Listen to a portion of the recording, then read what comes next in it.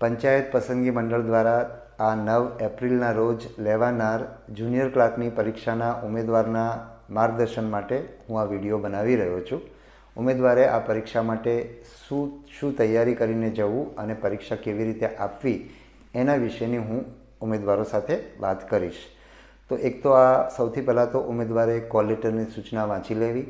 Call લેટરની સૂચના અનુસંધાને જે વસ્તુઓ એમની સાથે લઈ જવાની થતી હોય એ વસ્તુઓ સાથે લઈ લેવી. એટલે એ રીતે કોલ લેટરની સૂચના વાંચ્યા બાદ ઉમેદવારે એક તો સૌથી પહેલાં ઉમેદવારે કોલ લેટર અને ઓળખપત્ર બંને સાથે લઈ લેવું. ઓળખપત્રની અંદર આપણે 4 ઓળખપત્રોની છૂટ આપી છે: પાન કાર્ડ, આધાર કાર્ડ, ચૂંટણી કાર્ડ અને ડ્રાઇવિંગ લાઇસન્સ.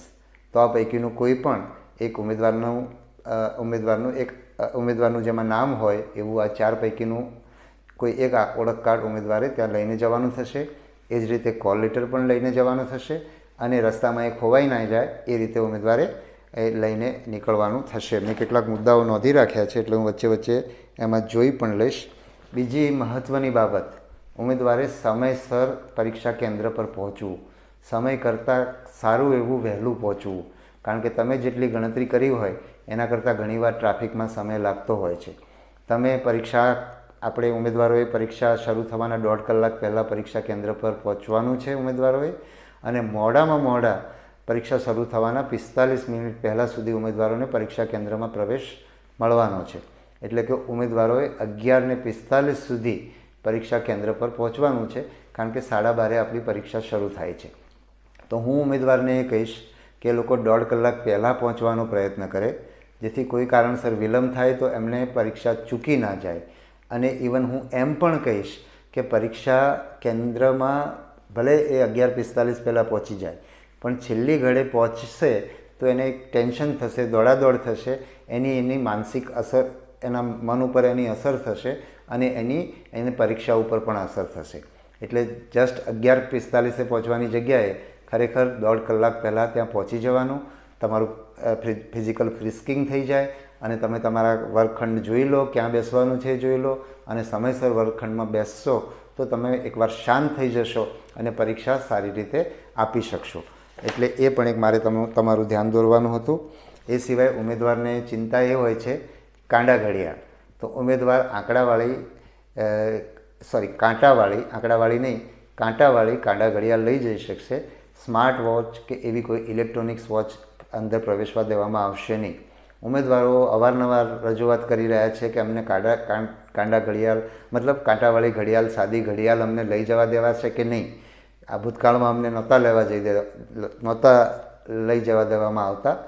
તો મેં આજે પોલીસની જે તાલીમ લીધી છે એમાં પણ તમને જે હું કહી રહ્યો છું એ જ મેં એમને કહ્યું છે કે સ્માર્ટ અને ઇલેક્ટ્રોનિક વોચની છૂટ નથી, પરંતુ સાદી ઘડિયાળ લઈ જવા દેવાની છે.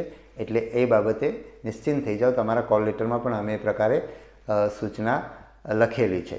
બીજું, ઉમેદવારને એની સામાન બાબતમાં ચિંતા છે.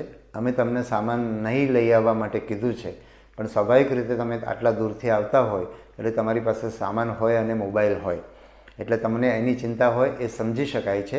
એટલે એના માટે અમે પણ પરીક્ષા કેન્દ્રના મકાનની અંદર અમે સામાન પ્રવેશવા દેવાના નથી, કારણ કે એનો કોઈ દુરુપયોગ કરે તો આપણને એની ગંભીર અસરો થઈ શકે. એટલા માટે આપણે પરીક્ષા કેન્દ્રના મકાનમાં તમારો સામાન નહીં લઈ જઈ દેવામાં આવે એ બહુ સ્પષ્ટ વાત છે અને પોલીસને પણ અમે સ્પષ્ટપણે કહ્યું છે. પણ જ્યાં પરીક્ષા કેન્દ્રનું જે કેમ્પસ છે એના પ્રવેશદ્વાર પાસે તમારો સામાન રાખવામાં આવશે, જ્યાંથી તમને પોલીસ પ્રવેશ આપશે, અને જ્યાં પોલીસ ઊભી હશે એની બાજુમાં કેન્દ્રના અંદરના ભાગમાં, બિલ્ડિંગની અંદર નહીં પણ કેમ્પસના અંદરના ભાગમાં સામાન રાખવામાં આવશે, જેથી એનો દુરુપયોગ પણ ના થાય અને તમારો સામાન સચવાઈ રહે. તો આ વસ્તુ સામાન વિશેની વાત થઈ ગઈ. પછી હવે ઉમેદવારને પરીક્ષા ખંડમાં મેં કહ્યું એમ સમયસર બેસવાનું છે. પરીક્ષા ખંડની અંદર તમને 12:15 વાગે, એટલે કે પરીક્ષા શરૂ થવાના 15 મિનિટ પહેલાં તમને OMR સીટ આપવામાં આવશે. OMR સીટની અંદર તમારે જે વિગતો ભરવાની છે, તમારો રોલ નંબર લખવાનો છે, એ તમારે લખી દેવાનો છે, અને પ્રશ્નપત્ર રોલ નંબર તમારે લખવાનો પણ છે અને એને કુંડાળા ઘાટા કરીને એ રીતે ભરવાનો પણ છે. તો એ કામ તમારે કરી લેવાનું છે. અને પ્રશ્નપત્ર તમારા હાથમાં આવે એ પછી પ્રશ્નપત્ર સિરીઝ લખવાની પણ છે અને એને તમારે ભરી દેવાની છે. કેટલાક ઉમેદવારો એવું સૂચન કરતા હતા કે અમને જે વર્ગખંડ નિરીક્ષકની સહી ને બધું કામ છે એ વહેલા કરાવી દેવું જોઈએ, જેથી અમારો 1 કલાકની અંદર સમય ના બગડે. પણ એ અમે એટલા માટે વહેલા નથી કરાવતા કારણ કે પ્રશ્નપત્ર તમારું આવી જાય, તમે તમારી પ્રશ્નપત્ર સિરીઝ બરાબર લખી છે કે નહીં એ પણ વર્ગખંડ નિરીક્ષકે ચેક કરવાનું હોય છે. એટલે આ બધી કાર્યવાહી તમારી પરીક્ષાના સમય દરમિયાન થશે, પણ એનાથી બધાને સરખો સમય જશે. એટલે 1 કલાકનો સમય છે તેની અંદર ધારો કે 1 મિનિટ જતી હોય એની અંદર, તો એ બધાને જશે. એટલે તમને સરખી રીતે તમે સ્પર્ધા કરી શકશો. એટલે એની ચિંતા કર્યા વિના એ કાર્યવાહી એ દરમિયાન થાય એ જરૂરી છે. બીજું, તમારે પરીક્ષાના જે OMR પત્ર છે એની અંદર તમારે ડાબા હાથના અંગૂઠાનું નિશાન કરવાનું છે અને પરીક્ષાનું નામ અને તારીખ લખવાની છે અને તમારી સહી કરવાની છે. આ ત્રણેય વસ્તુ તમારી પરીક્ષાનું OMR ચકાસાય એ માટે આ ત્રણેય વસ્તુ જરૂરી છે. એટલે તમારે એ વસ્તુ કરી લેવાની છે. તમે અંગૂઠાની નિશાન કરો એના વખતે તમે જે પેલા પેડ ઉપર તમે તમારો અંગૂઠો લગાડો અને પછી તમે અંગૂઠો કરી દીધા પછી તમારો અંગૂઠો લૂછી લેવાનો છે, જેથી એની શાહી તમારા OMR પત્ર પર ના પડે. આ પણ અમે OMR ઉપર લખેલું છે. તમને 15 મિનિટ પહેલાં OMR મળી જવાની છે. એટલે OMRના આગળના ભાગમાં અને પાછળના ભાગમાં જે સૂચનાઓ આપી છે એ સૂચનાઓ પણ તમારે વાંચી લેવાની છે. એની અંદર OMR ભરવાની સાચી રીત, ખોટી રીત એ પણ અમે તમને જણાવ્યું છે. તમારે જો જવાબ ન લખવો હોય, તમે એ પ્રશ્નનો જવાબ ન આપવા માગતા હો તો તમે એ વિકલ્પ પસંદ કરશો તો તમને માઇનસ પદ્ધતિ લાગુ નહીં પડે. આ બધી સૂચનાઓ અમે OMRના પાછળના ભાગમાં આપી છે. OMRનો તમારો રોલ નંબર કઈ રીતે લખવો અને કુંડાળું કઈ રીતે ઘાટું કરવું અને એ જ રીતે પ્રશ્નપત્ર સિરીઝ કઈ રીતે લખવી એની વિગતો પણ અમે OMR શીટની પાછળ આપી છે. એટલે શાંતિથી તમે જોઈ લેજો. તમારો રોલ નંબર, પ્રશ્ન પુસ્તિકા ક્રમાંક અને તમારી OMRનો ક્રમાંક, ત્રણેય ક્રમાંક એક સરખા છે. એટલે તમને જે પ્રશ્નપત્ર મળે છે અને OMR મળે છે એ તમારા રોલ નંબર મુજબની મળે છે એ તમારે ચેક કરી લેવાનું છે. તમારી OMR તમને મળે છે અને પ્રશ્નપત્ર મળે છે, એમાં કંઈ ફાટેલું હોય, ખામી હોય તો એ પણ તમારે તરત જ તમારા વર્ગખંડ નિરીક્ષકનું ધ્યાન દોરીને એને બદલાવી દેવાનું છે. તો આ વસ્તુ પણ તમારે કરવાની છે. તમારી OMR દાખલા તરીકે કોઈ પણ રીતે આ કારણસર જો બદલવાની થાય તો તમને જે નવી OMR આપવામાં આવે છે પણ એની અંદર તમારો રોલ નંબર તમારો સાચો જ ભરવાનો છે. એ OMRનો નંબર તમારા રોલ નંબર તરીકે ભરવાનો નથી, કારણ કે તમારો રોલ નંબર તો આખી પરીક્ષા દરમિયાન એક જ રહેવાનો છે. પછી લગભગ હું બધી વાતો એની અંદર કવર થઈ ગઈ છે. તમને આની અંદર રફકામ કરવાનું માટેનું અલગ પાનું હશે, અથવા તમારા જે પ્રશ્ન લખેલા છે ત્યાં તમે રફકામ કરી શકશો. એટલે રફકામ માટેનું અલગ પાનું કાગળ તમને અલગથી મળવાનો નથી અને તમારે સાથે લઈ પણ જવાનો નથી. એટલે એ બાબત પણ તમે ધ્યાનમાં રાખજો. પરીક્ષાના સમય દરમિયાન એટલે કે એ તમારો 1 કલાક તમે જ્યારે પરીક્ષા ખંડમાં બેસી જશો પછી તમને પરીક્ષા પૂરી નહીં થાય ત્યાં સુધી તમને બહાર નીકળવા નહીં મળે. એટલા માટે તમે જ્યારે પરીક્ષામાં બેસશો એ પહેલાં તમે પાણી પી લેજો. તમારે પેશાબ જવું હોય તો એ પણ જઈને તમે બરાબર તૈયાર થઈને બેસજો, કારણ કે પછી તમે 1.5 કલાક સુધી પરીક્ષા કેન્દ્રમાં પરીક્ષાના વર્ગખંડમાંથી બહાર નહીં નીકળી શકો. અડધો કલાક તમે વહેલા બેસો છો અને તમે 1 કલાકની તમારી પરીક્ષા છે. એટલે એનું પણ તમે ધ્યાન આપજો. તમને પાણીની બોટલ પરીક્ષા કેન્દ્રમાં નથી લઈ જવા દેવાના, કારણ કે એનો કેટલાક તત્વો એનો દુરુપયોગ કરી શકે, પણ તમને પરીક્ષા ખંડની અંદર પાણી આપવામાં આવશે. બીજું, તમારી OMR જે છે એ પરીક્ષા ખંડમાં ખોલવામાં આવશે ત્યારે તમને બતાવવામાં આવશે કે જુઓ આ સીલબંધ પેકેટ છે, તમે જોઈ લીધું. અને પછી એને ખોલવામાં આવશે અને એમાં 2 ઉમેદવારની સહી લેવામાં આવશે કે આ પરીક્ષાનું પેકેટ અહીંયા સીલબંધ અમારી હાજરીમાં ખોલવામાં આવ્યું છે. એ જ રીતે પરીક્ષા તમારી પૂરી થઈ જાય ત્યારે જે OMR છે એ પેક કરવાની થશે. જે તમે જે OMRમાં તમે જવાબો લખ્યા છે OMR પેક કરવાની છે. એ OMR પણ તમારી હાજરીમાં પેક કરવાની છે અને તમારી હાજરીમાં પેક થઈ છે એ દર્શાવતા 2 ઉમેદવારની એમાં સહી લેવાની છે. એટલે તમારી પરીક્ષા પૂરી થઈ જાય ત્યારે તમારે નીકળી જવાનું નથી. વર્ગખંડ નિરીક્ષક તમને સૂચના ન આપે ત્યાં સુધી તમારે વર્ગખંડ તમારા વર્ગની અંદર બેસી રહેવાનું છે અને એ આખું પેકિંગની કાર્યવાહી એટલે કે એક તો તમારી પાસેથી OMR સીટ લઈ અને એ બધી પેક કરશે, તમને તમારી સામે જ જોઈ અને એ આનું સીલ કરશે. ત્યાં સુધી તમારે બેસીને કાર્યવાહી જોવાની છે અને તમારી હાજરીની અંદર આ વસ્તુ સીલ થઈ છે એટલે એ મુજબની તમારે 2 ઉમેદવારોએ સહી કરવાની છે. એટલે આ પણ એક બાબત આપણે એટલા માટે કરીએ છીએ કે કોઈ નવી OMR, ખોટી OMR ભૂતકાળમાં આપણે એવી ઘટનાઓ અથવા બનેલી છે અથવા તો એવા આક્ષેપો થયેલા છે કે અમુક ઉમેદવારની OMR પાછળથી કોઈએ ભરીને વધારે માર્ક્સ આપી શકાય એવો પ્રયત્ન કરેલાની આક્ષેપો ભૂતકાળમાં થયેલા છે. અને આવું ન થાય એટલા માટે વર્ગખંડની અંદર જ તમારી OMR પેક કરી દેવામાં આવશે. તો આ પણ એક મહત્ત્વની બાબત છે. બીજું, તમે ચોરી કરવાનો પ્રયત્ન નહીં કરતા. દરેક કેન્દ્રની અંદર CCTV કેમેરા લગાડેલા છે, દરેક વર્ગખંડની અંદર CCTV કેમેરા છે. તમે કોઈની સાથે વાત પણ કરશો તો તમે ગેરલાયક ઠરશો.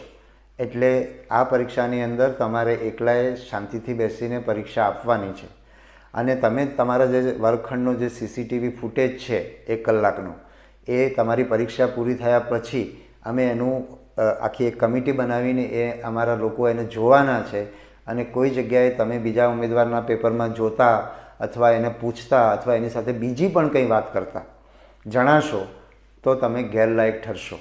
તમારે કંઈ પણ જાણવું હોય, કંઈ મુશ્કેલી હોય તો તમારે તમારા વર્ગખંડ નિરીક્ષકને કહેવાનું છે.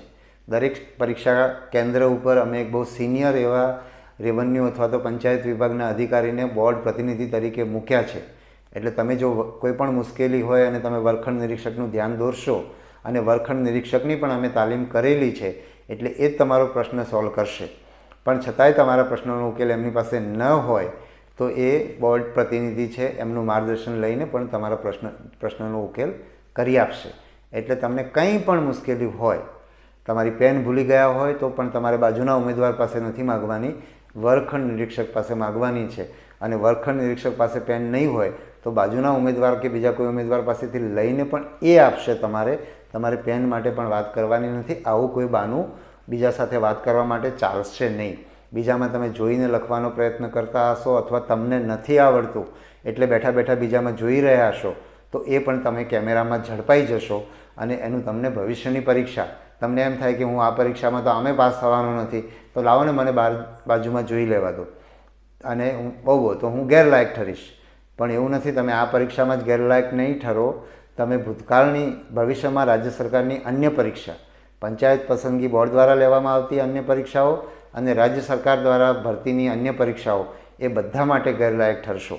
અમે જ્યારે લોકરક્ષકની ભરતીની અંદર CCTV કેમેરા જોયા તો કેટલાક ઉમેદવારો આ રીતે જે મેં તમને કહ્યું, જે નહોતું કરવાનું એમણે કર્યું હતું, એવા ઉમેદવારો ગેરલાયક ઠર્યા છે અને ભવિષ્યમાં રાજ્ય સરકારની પરીક્ષામાં ગેરલાયક ઠેરવવા માટેની પ્રક્રિયા પણ સરકાર સ્તરે વિચારણામાં છે.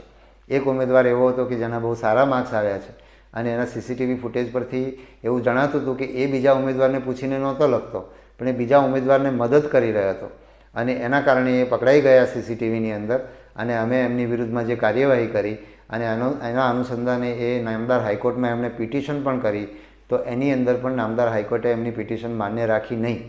એટલે આ બાબતે ખાસ સજાગ રહેજો. તમે સારી રીતે પરીક્ષા આપો, શાંતિથી આપો, કોઈ લાંચ રૂશ્વતમાં જશો નહીં. તમે ડમી ઉમેદવાર તરીકે આવવાનો પ્રયત્ન કરશો તો પણ હવે તો કાયદો પણ બહુ કડક છે એટલે એની અંદર પણ તમે ફસાઈ જશો અને જેલમાં જશો. એટલે આમાં ક્યાંય કોઈ પણ પ્રકારની ગેરરીતિ કરશો નહીં. તંત્ર એકદમ સાબદું કરવામાં આવ્યું છે. અમે બધાને તાલીમ આપી છે અને એ લોકો એકદમ કોઈ પણ પ્રકારની ગેરરીતિ ચલાવશે નહીં એ રીતે એ લોકો સંવેદનશીલ પણ થયા છે.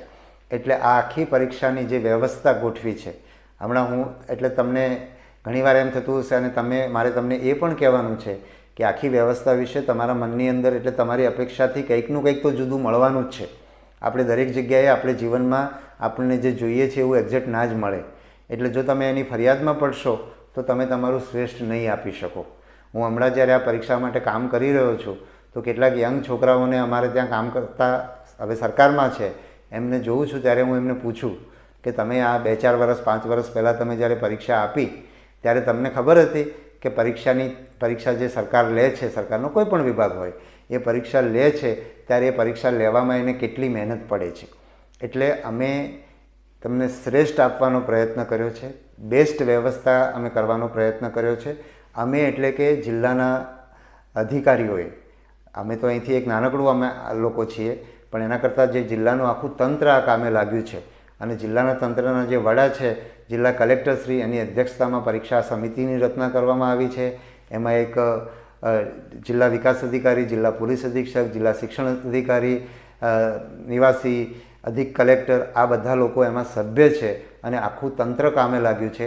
એટલે તમને તમારી અપેક્ષા મુજબ કંઈ ના મળે તો તમે એનો સ્વીકાર કરજો અને આ તંત્ર જે મહેનત કરી રહ્યું છે એનો તમે જો કૃતજ્ઞતાનો ભાવ રાખશો તો તમને બહુ સારું થશે. મને પણ હું હમણાં જ તાજેતરમાં જ મેં 5 વર્ષ સુધી હું LLB ને LLM ભણ્યો છું, તો મને પણ ઘણીવાર મારા વર્ગખંડ નિરીક્ષક માટે ફરિયાદો થતી હતી.